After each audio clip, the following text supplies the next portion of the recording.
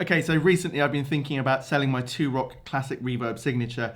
I've just sold my 2-Rock Bloomfield Drive, and for some reason, every few days I'm coming back to this notion that maybe it's not the right amp for me after all.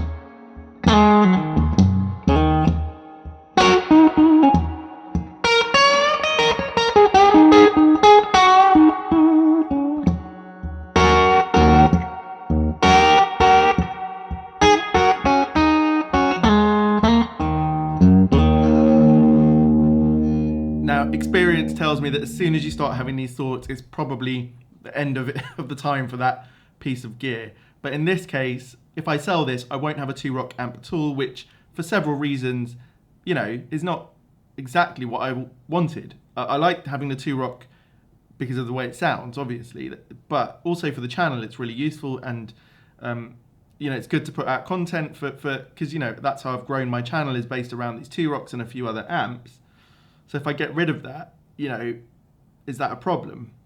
So, this series, Keep It or Sell It, is all about these pieces of gear that are starting to edge their way out and trying to make that final decision.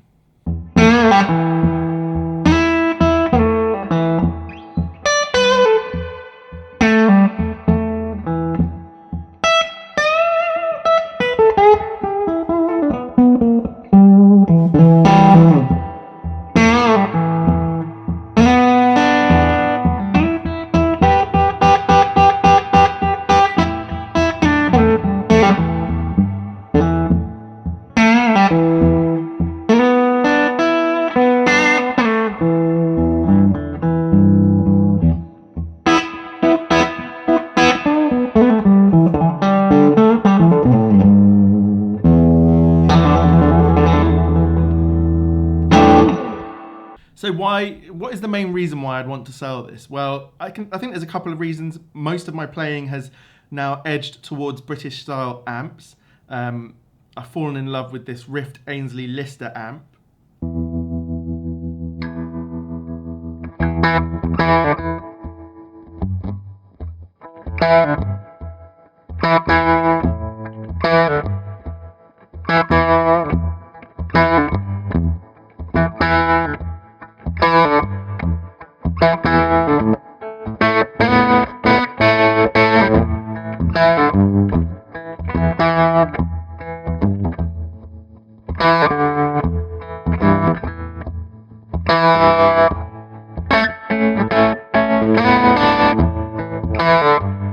I also really like the Matchless HC30. It's completely different to all my other amps.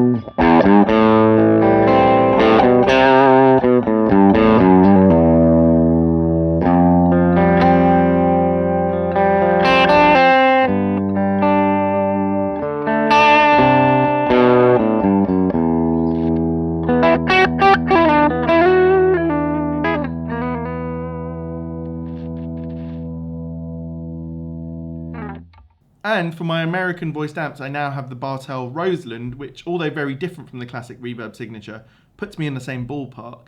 And if most of my playing is through British style amps, do I need to have two such specialist American style amps?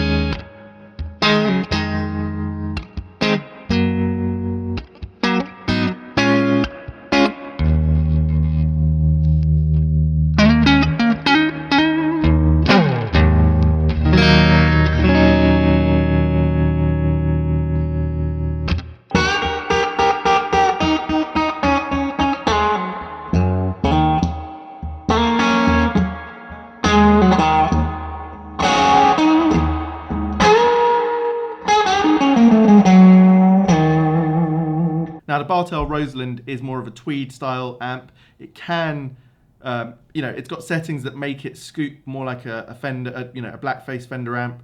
But overall, the thickness of the tone tends to lean towards tweed. So if I get rid of the classic reverb, I don't have that blackface Fender sound. However, I think the crux of it more is that this is like the perfect blackface Fender sound, and I'm missing the imperfect blackface Fender sound. Recently I had a vintage Reverb which I then sold on.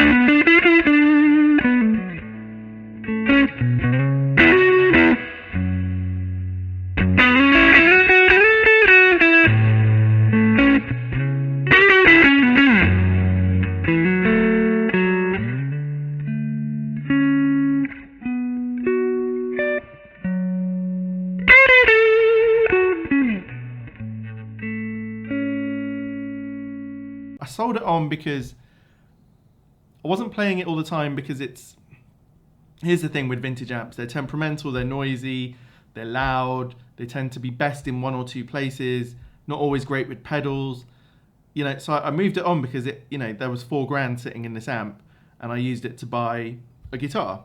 But very quickly I realized, okay, I can get over losing that Reverb with difficulty, but that rawness of a vintage Fender amp is unbeatable.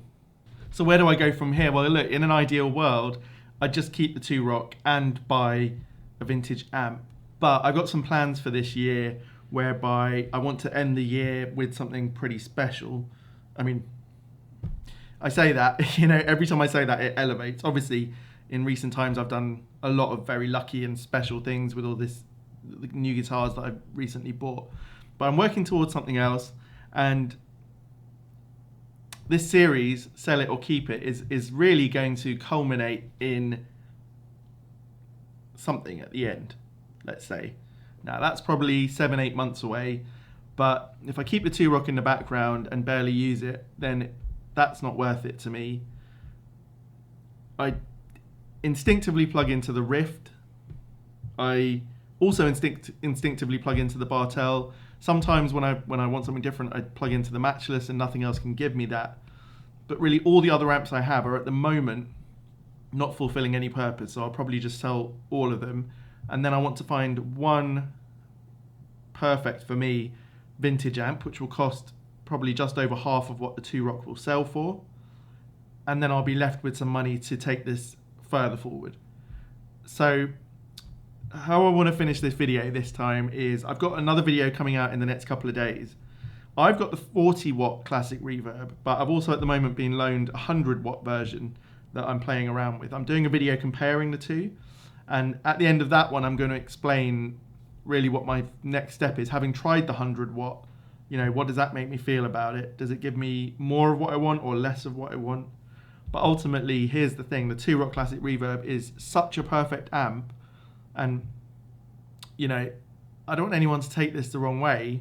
It's just that my vibe, my aesthetic, has never been about perfection or the most hi-fi sound. I want the most visceral, raw experience. And as I go forward and learn to play more and better, my playing is going to be more about that, about the feeling and the sort of raw push of that amp is so important to me.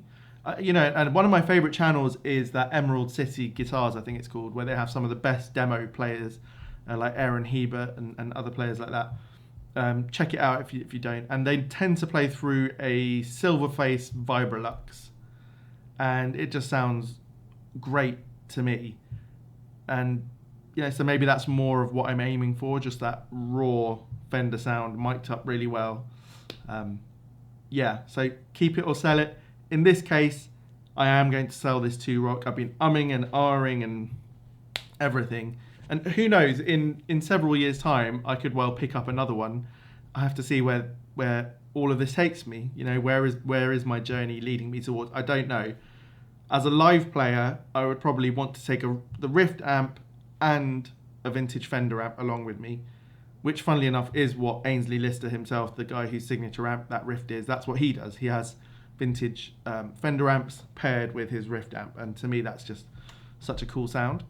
So yeah, that's where this is. It's taken me a while, but like I've said in another recent video, the minute you think about selling a piece of gear, that's your brain telling you you're ready to sell that piece of gear. You don't think about selling the pieces that are nearest and dearest to you. So the next few episodes of this series are about the other pieces like that. So anyway, I hope you've enjoyed this one and got something out of it, and maybe it's going to help you as well to distill your thoughts about your set of gear, where you want to head with it, what this year holds for you, and what you can do if you've got some pricey equipment that you're barely using. And as this series go on, I'll tell you more about how much I use all of my stuff. Then really, do you need it? So anyway, I'll just finish off this video, as there's quite a few new viewers watching at the moment. If you subscribe and comment, you'll be in to win this when I hit 6,000 subs, which should be in a few months' time. And this is a fantastic pedal, the King Tone Dualist. It's the previous model to the current one, so I'm giving it away. Tube Screamer, Blues Breaker. What more could you want? See you next time.